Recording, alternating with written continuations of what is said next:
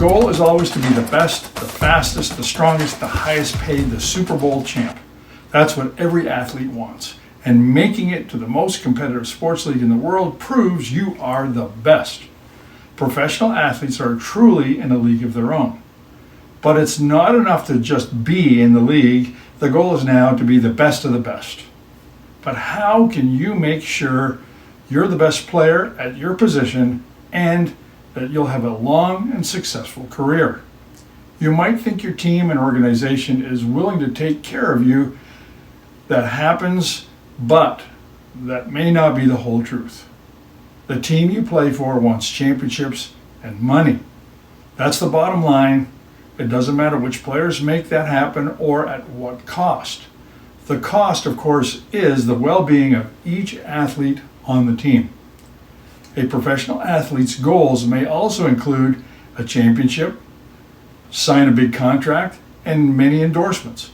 But none of that is possible if you aren't performing at your best and at your highest potential all of the time. So the question is, how can you be the best? How can you be better than the rest? How can you be better than the best of the best ever? In our previous video, we described the Greek legend of Icarus, the young man who was given the gift of wings. The young man who didn't listen to the warnings and flew too close to the sun and plunged to his demise. Icarus was able to fly because of the wings he was given. Getting a taste of the magic of flying and the objective of becoming free of his imprisonments and limitations made Icarus think he was untouchable and unstoppable. He recklessly ignored the advice and warnings he was given. As the legend goes, he got too cocky, flew too close to the sun, and the heat from the sun melted the wax holding his wings together. Icarus perished into the sea. He tried to beat the system, exceed the limits of his gifts, and do what he wanted. He paid the ultimate price. He ignored the warnings of the gifts of wings and the magic of flight. He ignored the limitations of his gift. Is there an Icarus phenomenon in modern-day professional sports? Football players, Olympic athletes? Once an athlete gets a taste of victory and success at the highest level, it's hard to want anything else. And such a desire to be the best, win the most, make the most amount of money can drive someone to take shortcuts. The temptation to cheat the system and to push your body beyond what is capable will be irresistible. High-performance athletes are always looking for ways, actually anything and everything, that will and can improve their performance. Too many incredible athletes have gotten caught up using performance-enhancing training methods, techniques, and drugs because they clearly wanted to enhance their performance. It can be sport-specific. It can be to exceed one's normal physiological limits. Things like increasing your lung capacity, increasing your muscle mass and increasing your strength, or increasing your endurance, decreasing your body fat, increasing myoglobin levels, lengthening the lactic threshold so you can go faster, longer, and harder, or increasing your strength. These are just a few of the parameters you can change. Just look at the career in the NFL. The average length of an NFL's career is only 3.3 years. There's a lot of money at stake that can create generational family wealth. Heck, if it was me, I'd probably do anything and everything to have a career longer than 3.3 years. Wouldn't you like to play in the league for longer than that? According to Statista, the career length of each position is not much longer. So here are some of those average career lengths in years. Kickers, 4.87 years. Quarterbacks, 4.44.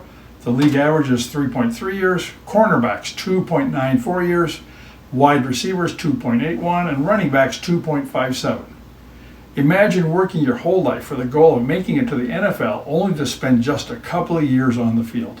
If you want to be the best, that would likely include a career that lasts for a decade or longer. But how can you turn that goal into reality? The reason the average NFL career is so short is no doubt based on how brutal the game is. It's quite hard to take vicious beatings every week in practice and in games. The brutal reality is that it will impact an athlete's well-being short-term and long-term. There are real-life NFL examples of Icarus-like behavior. Take Lyle Alzado, for example. He played 15 years in the league, winning the Super Bowl with the Raiders. He attributed his entire successful career to the taking of anabolic steroids. But at age 43, he died of brain lymphoma, an aggressive and unforgiving brain cancer. In an interview shortly before his death, Alzado said he took steroids in college and never stopped. He said taking steroids for 25 years is what gave him cancer and ultimately killed him. In his final days, a once 6'3" stud athlete could not even walk a straight line or speak without an issue, just 7 years after his last game. A more recent example is J.J. Watt. He had a legendary workout schedule to his climb to success. Just ask any rookie in the NFL, they all know about the kind of workouts J.J. Watt did. The drum will start beating for him to be a first ballot Hall of Famer. He was one of the most dominant players to ever play the sport. Equally, he may have been drug tested more than any other player of his generation. He publicly stated, "I think I've been randomly selected for drug and doping tests after every 3-sack game of my career." However, you can exceed and push your gifts beyond their limits without drugs. Here's a brief summary of J.J. Watt's career and the benefits of his legendary workouts. He was drafted number 11 in the 2011 NFL Draft and spent 10 years with the Houston Texans before joining the Arizona Cardinals in 2021. Here's some of his career stats. Sacks, 114.5. Assisted sacks, 187. Total sacks, 586. Here is the price he paid. In 2012, he tore elbow ligaments, which is why he would wear that huge giant brace on his arm. 2013, he broke his nose. 2015, he suffered from a broken hand and a sports hernia. 2016, spine surgery before the 2016 season, but only lasted 3 games before aggravating his back injury and spending the rest of the season on IR. Then he had a second spinal surgery.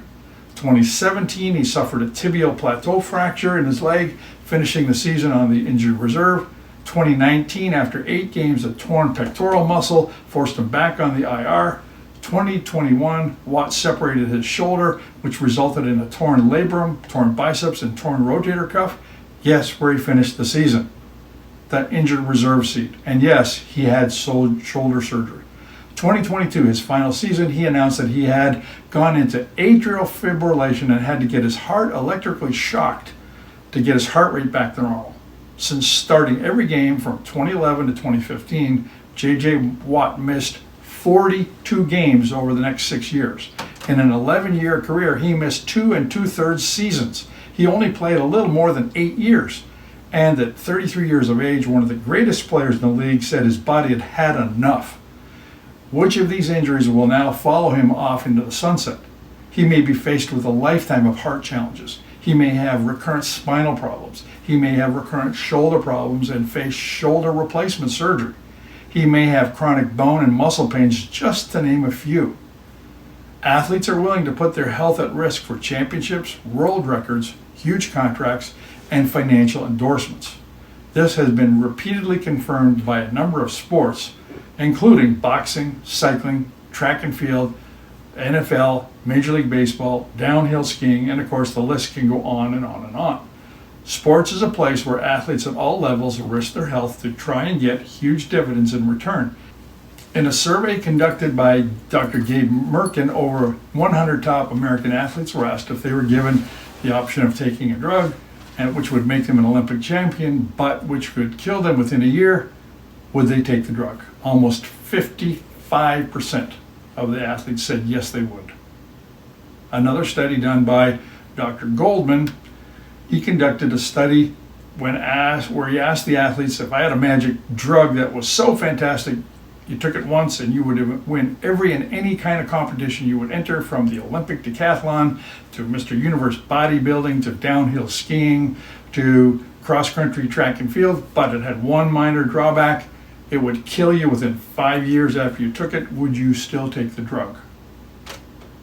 52% said yes. Early in my career as a physician and NFL player, became a patient of mine for the express purpose of helping him play as long as possible. He pointedly stated that he was a special teams player, his salary fit in the salary cap model, he would be sent in as a linebacker when someone else was injured. He frankly stated that, Dr. M, if you can help me play 5 more years, I can generate generational wealth for my family. Tell me what I have to do. As a practitioner, this dramatically impacted me. How would I take care of professional athletes from that time forward? My focus changed to how well anything and everything I do for this athlete impact not only his immediate recovery, but the length of his playing career and minimize long-term health problems. I started developing what I call the performance matrix, and there are 3 levels of the performance recovery model that we'll discuss.